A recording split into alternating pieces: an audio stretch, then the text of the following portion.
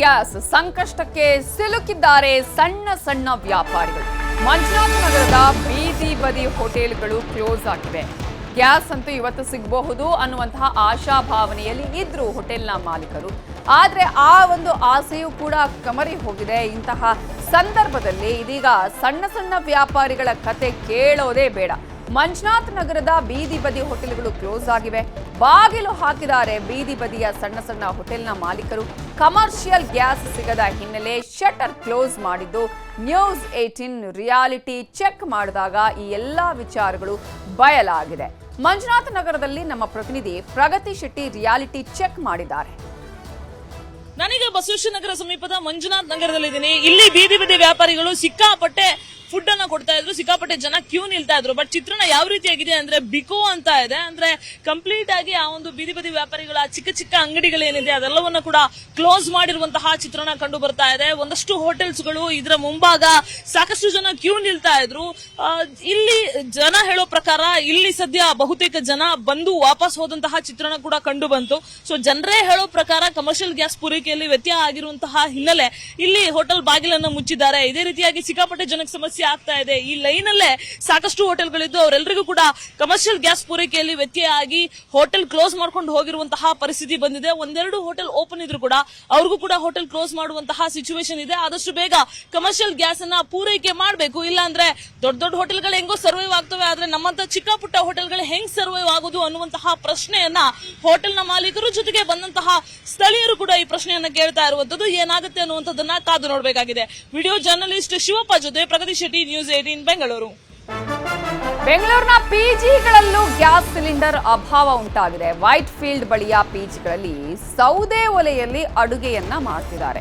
ಪಿಜಿಗಳ ಮುಂದೆನೆ ಸೌದೆ ಒಲೆಯನ್ನ ಹಾಕಿ ಅಲ್ಲಿ ಅಡುಗೆಯನ್ನ ಮಾಡ್ತಾ ಇರುವಂತಹ ದೃಶ್ಯಗಳು ಕಂಡು ಬರ್ತಿದೆ.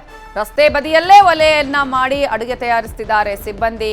ವೈಟ್ ಫೀಲ್ಡ್ನ ASR ಲೇಡೀಸ್ ಪಿಜಿ ಮುಂದೆ ಸೌದೆ ಒಲೆಯನ್ನ ಹಾಕಲಾಗಿದೆ. ಗ್ಯಾಸ್ ಇಲ್ಲ, ಊಟ ಕೊಡಬೇಕು ಹೇಗೆ ಅನ್ನುವಂತಹ ಪ್ರಶ್ನೆ ಬಂದಾಗ ಈಗ ಇರುವಂತಹ ಪರ್ಯಾಯ ಮಾರ್ಗ ಅಂತ ಹೇಳಿದ್ರೆ ಒಲೆ. ಹಾಗಾಗಿ ಸೌದೆ ಒಲೆಯಲ್ಲೇ ಅಡುಗೆ ಮಾಡಬೇಕಾದಂತಹ ಪರಿಸ್ಥಿತಿ. ರಸ್ತೆ ಬದಿಯಲ್ಲೇ ಈಗ ಸೌದೆ ಒಲೆಯನ್ನ ಹಾಕೊಂಡು ಅಡುಗೆ ಮಾಡ್ತಾ ಇದ್ದಾರೆ. ಪಿಜಿಗಳಿಗೂ ಕೂಡ ಇದರ ಅಭಾವ ತಟ್ಟಿರುವಂಥದ್ದು, ಎಫೆಕ್ಟ್ ತಟ್ಟಿರುವಂತಹ ಹಿನ್ನೆಲೆಯಲ್ಲಿ ಈಗ ರಸ್ತೆ ಬದಿಯಲ್ಲೇ ಒಲೆಯಲ್ಲಿ ಅಡುಗೆ ಮಾಡ್ತಿದ್ದಾರೆ.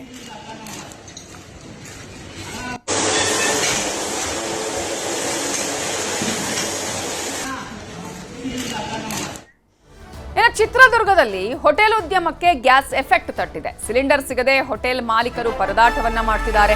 ಹೋಟೆಲ್ ನಡೆಸೋದಕ್ಕೆ ಸೌದೆ ಒಲೆ ಹಚ್ಚಿ ಅಡುಗೆ ತಯಾರಿಯನ್ನ ಮಾಡಿದ್ದಾರೆ. ತಾವು ಹಾಕಿದ ಬಂಡವಾಳ ಪಡಿಬೇಕಲ್ಲ, ಇನ್ನೇನ್ ಮಾಡೋದು ಅಂತ ಹೇಳಿ ಮಾಲೀಕರು ಹರಸಾಹಸ ಪಡ್ತಾ ಇದ್ದಾರೆ. ಬೇರೆ ಮಾರ್ಗಗಳನ್ನ ಹುಡುಕ್ತಾ ಇದ್ದಾರೆ. ಒಂದೇ ಕಡೆ ಒಲೆಯಲ್ಲಿ ಅಡುಗೆ ತಯಾರಿಸಿ ಅಡುಗೆಯನ್ನ ಸಪ್ಲೈ ಮಾಡ್ತಾ ಇದ್ದಾರೆ. ಯಾಕಂದ್ರೆ ಕೆಲವು ಚಿಕ್ಕ ಹೋಟೆಲ್ಗಳು ಇದ್ರೂ ಕೂಡ ಅಲ್ಲಿ ಈ ಒಲೆಯನ್ನ ಹಾಕಿ ಅಡುಗೆ ಮಾಡಿ ತಯಾರಿಸೋದಕ್ಕೂ ಕೂಡ ಅಲ್ಲಿ ಸಾಧ್ಯ ಇಲ್ಲ. ಕಾರಣ ಜಾಗ ಆಗಿರ್ಬೋದು ಅಥವಾ ಇರುವಂತಹ ಸಮಸ್ಯೆಗಳು. ಸೊ ಏನೇ ಇದ್ರೂ ಕೂಡ ಒಂದು ಬೇರೆ ಕಡೆಯಲ್ಲಿ ಈಗ ಸೌದೆ ಒಲೆ ಹಾಕಬೇಕು, ಆನಂತರ ಅದನ್ನು ತಯಾರಿಸಿ ಸಪ್ಲೈ ಮಾಡಬೇಕಾಗುತ್ತೆ. ದೋಸೆ, ವಡೆ, ಗೋಬಿ, ಕಾಫಿ, ಟೀ ತಯಾರಿಕೆಯಲ್ಲಿ ಇಳಿಕೆ ಆಗಿದೆ. ತುಂಬಾ ಸಮಸ್ಯೆ ಆಗಿದೆ. ನಾವು ಹೋಟ್ಲಲ್ಲಿ ಈಗ ಒಂದು ದೋಸೆ ಐಟಮ್ ಎಲ್ಲ, ದೋಸೆ, ವಡೆ, ಮಿರ್ಚಿ ಐಟಮ್ಗಳೆಲ್ಲ ಸ್ವಲ್ಪ ಲಿಮಿಟೆಡ್ ಮಾಡಿದ್ದೀವಿ. ಮತ್ತೆ ಎಲ್ಲ ಕುಕ್ ಎಲ್ಲ ನಾವೀಗ ಸೌದೆ ಒಲೆಯಲ್ಲೇ ಮಾಡ್ತಿದ್ದೀವಿ. ಈಗ ಸಾಂಬಾರು, ಪಲ್ಯ ಅವೆಲ್ಲ ಮಾಡ್ತಿದ್ದೀವಲ್ಲ, ಒಂದೊಂದು ಐಟಮ್ ಕಮ್ಮಿ ಮಾಡಿದ್ದೀವಿ. ಜಾಸ್ತಿ ಬಲ್ಕಾಗಿ ಏನು ಮಾಡೋದು, ನನ್ನೊಂದು 4 ಹೋಟ್ಲ್ ಇದೆ. 4 ಹೋಟ್ಲಿಗೆ ಒಂದು ಹತ್ರ ಪ್ರಿಪೇರ್ ಮಾಡಿ ಎಲ್ಲ ಹೋಟ್ಲಿಗೂ ಸಾಂಬಾರು, ಪಲ್ಯ ಎಲ್ಲ ಕಳಿಸ್ತೀವಿ. ಅನ್ನ ಸಾಂಬಾರು ಐಟಮ್, ಚಪಾತಿ ಐಟಮ್ ಕಮ್ಮಿ ಮಾಡಿದ್ದೀವಿ. ಸುಮಾರು ಕಾಫಿ ಟೀ ಎಲ್ಲ ಕಮ್ಮಿ ಮಾಡಿದ್ದೀವಿ. ಸಿಲಿಂಡರ್ ಸಿಕ್ಕಿಲ್ಲ. ಸಿಲಿಂಡರ್ ಸಮಸ್ಯೆ ಇರೋದ್ರಿಂದ ಪೂರ್ತಿ ನಾವು. ಶಿವಮೊಗ್ಗದಲ್ಲಿ ಬೇಕರಿ ಉದ್ಯಮಕ್ಕೆ ಗ್ಯಾಸ್ ಹೊಡೆತ. ಗ್ಯಾಸ್ ಸಿಗದೆ ಬೇಕರಿ ಮಾಲೀಕರು, ವ್ಯಾಪಾರಿಗಳು ಸಂಕಷ್ಟವನ್ನ ಅನುಭವಿಸಿದ್ದು, ಬೆಲೆ ಏರಿಸುವ ನಿರ್ಧಾರಕ್ಕೆ ಬಂದಿದ್ದಾರೆ ಬೇಕರಿ ಮಾಲೀಕರು. ಯುಗಾದಿ ವೇಳೆ ಹೀಗಾದ್ರೆ ಕಷ್ಟ ಆಗತ್ತೆ ಅಂತ ಅಳಲನ್ನ ತೋಡ್ಕೊಂಡಿದ್ದಾರೆ. ಬೆಲೆ ಏರಿಸುವಂತಹ ನಿರ್ಧಾರಕ್ಕೆ ಬಂದಿದ್ದಾರೆ ಈಗ ಬೇಕರಿ ಮಾಲೀಕರು. ಈಗ ಇರುವಂತಹ ಬೆಲೆಯಲ್ಲಿ ಕೊಟ್ರೆ ನಾವು ನಷ್ಟ ಅನುಭವಿಸ್ತೀವಿ, ನಮಗೆ ಇದನ್ನ ಪೂರೈಸೋದಕ್ಕೆ ಆಗೋದಿಲ್ಲ ಅನ್ನುವಂತಹ ಬೇಸರ, ಅಳಲು ಶಿವಮೊಗ್ಗ ಬೇಕರಿಗಳಲ್ಲಿ ನ್ಯೂಸ್ 18 ರಿಯಾಲಿಟಿ ಚೆಕ್ ಅನ್ನ ಮಾಡಿದೆ. ಈ ಬಗ್ಗೆ ನಮ್ಮ ಶಿವಮೊಗ್ಗದ ಪ್ರತಿನಿಧಿ ವಿನಯ್ ರಿಯಾಲಿಟಿ ಚೆಕ್ ಮಾಡಿದ್ದಾರೆ.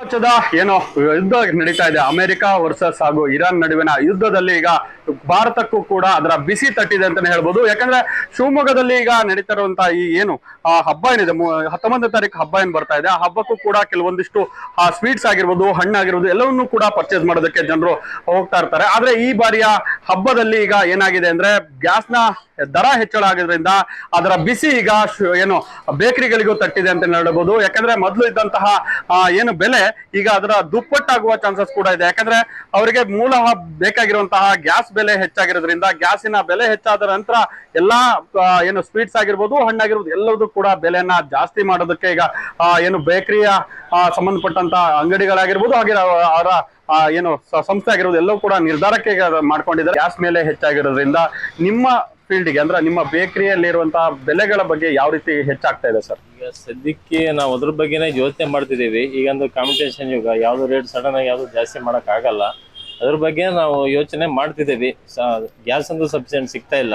ಐಟಮ್ ಕೆಲವು ಮಾಡೋದೆಲ್ಲ ಸ್ಟಾಪ್ ಮಾಡಿದ್ವಿ, ಕೆಲವು ಮಾತ್ರ ಗ್ಯಾಸ್ ಯಾವ ಕಮ್ಮಿ ಬಳಕೆ ಆತ ಐಟಮ್ ಮಾಡ್ತಿದ್ದೀವಿ. ಅದೇ ಸ್ವಲ್ಪ ಸಮಸ್ಯೆಗಳು ಆಗಿದ್ದಾವೆ.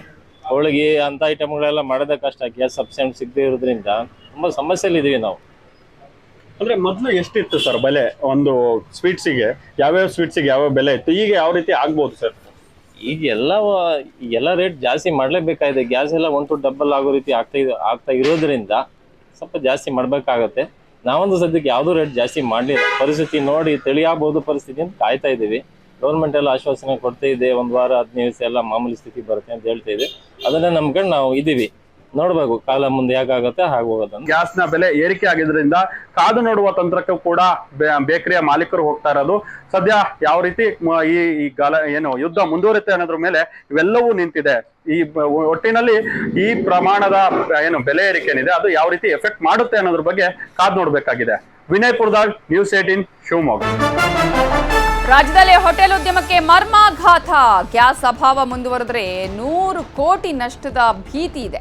ರಾಜ್ಯದ ಹೋಟೆಲ್ಗಳಿಗೆ ಪ್ರತಿನಿತ್ಯ 36,000 ಸಿಲಿಂಡರ್ ಅಗತ್ಯ ಇದೆ. ಆದರೆ ನಿತ್ಯ ಕೇವಲ 1,000 ಸಿಲಿಂಡರ್ ಮಾತ್ರ ಪೂರೈಕೆ ಆಗ್ತಾ ಇದೆ. ಬೆಂಗಳೂರಲ್ಲಿದೆ ಸುಮಾರು 45,000 ಹೋಟೆಲ್ಗಳು, ಆದರೆ ಬೇಕಾಗಿರುವಂತಹ ಸಿಲಿಂಡರ್ ಪೂರೈಕೆ ಆಗ್ತಾ ಇಲ್ಲ. ಹೀಗೆ ಗ್ಯಾಸ್ ಅಭಾವ ಮುಂದುವರೆದರೆ 100 ಕೋಟಿ ನಷ್ಟದ ಭೀತಿ ಈಗ ಇದೆ. ಹೋಟೆಲ್ಗಳಿಗೆ ನಿತ್ಯ 36,000 ಸಿಲಿಂಡರ್ ಅಗತ್ಯ ಇದೆ ರಾಜ್ಯದಲ್ಲಿ. ಬಟ್ ಸಿಗ್ತಾ ಇರೋದು ಏನು? ಕೇವಲ 1,000 ಸಿಲಿಂಡರ್ ಮಾತ್ರ. ಎಷ್ಟು ಅಜಗಜಾಂತರ ವ್ಯತ್ಯಾಸ ಇದೆ ಅನ್ನೋದನ್ನು ನೋಡ್ಬೋದು ನಾವಿಲ್ಲಿ. ಸುಮಾರು 45,000 ಹೋಟೆಲ್ಗಳಿದೆ. ಹಾಗಾದರೆ ಬೆಂಗಳೂರಲ್ಲೇ 45,000 ಹೋಟೆಲ್ಗಳಿದ್ರೆ ಪರಿಸ್ಥಿತಿ ಏನು? ಯಾರಿಗೆ ಗ್ಯಾಸ್ ಸಿಲಿಂಡರ್ ಸಿಗುತ್ತೆ ಇಲ್ಲ, ಇದುವೇ ಆತಂಕಕ್ಕೆ ಕಾರಣ ಆಗಿರೋದು. ಸಂಪೂರ್ಣ ಮಾಹಿತಿ ಇನ್ನು ಬರಬೇಕಷ್ಟೇ. ಬಹಳಷ್ಟು ಮೀಟಿಂಗ್ಗಳು, ಬ್ಯಾಂಕ್ವೆಟ್ಸ್ ಹಾಲ್ ಫಂಕ್ಷನ್ಗಳು ಕ್ಯಾನ್ಸಲ್ ಆಗಿದೆ ಹಾಗೂ ಅವರಿಗೂ ಸರಿಯಾಗಿ ಉಣಬಡಿಸಲಿಕ್ಕೆ ಆಗ್ತಾ ಇಲ್ಲ. ಇದು ಮುಂದಿನ ರೀತಿ ಇದೇ ರೀತಿ ಮುಂದುವರೆದರೆ ನಮಗೆ 100 ಕೋಟಿಗಿಂತಲೂ ಹೆಚ್ಚಿಗೆ ನಷ್ಟ ಆಗಬಹುದು. ಇದೇ ರೀತಿ ಮುಂದುವರೆದರೆ ಈಗಾಗಲೇ ಟೂರಿಸಂನಲ್ಲೂ ಬಹಳಷ್ಟು ಕಡಿತವಾಗಿದೆ. ಬಹಳಷ್ಟು ಫಾರಿನ್ ಟೂರಿಸ್ಟ್ನವರು ಬರ್ತಾ ಇಲ್ಲ. ಬಿಸಿನೆಸ್ ಮೀಟಿಂಗ್ಗಳು ಹಂತ ಹಂತವಾಗಿ ಸ್ಲೋ ಆಗ್ತಾ ಇದೆ. ಸಣ್ಣ ಮತ್ತು ಮಧ್ಯಮ ಹೋಟೆಲ್ಗಳಿಗೆ ಇದು ಬಹುದೊಡ್ಡ ಹೊಡೆತ ಆಗ್ತಾ ಇದೆ.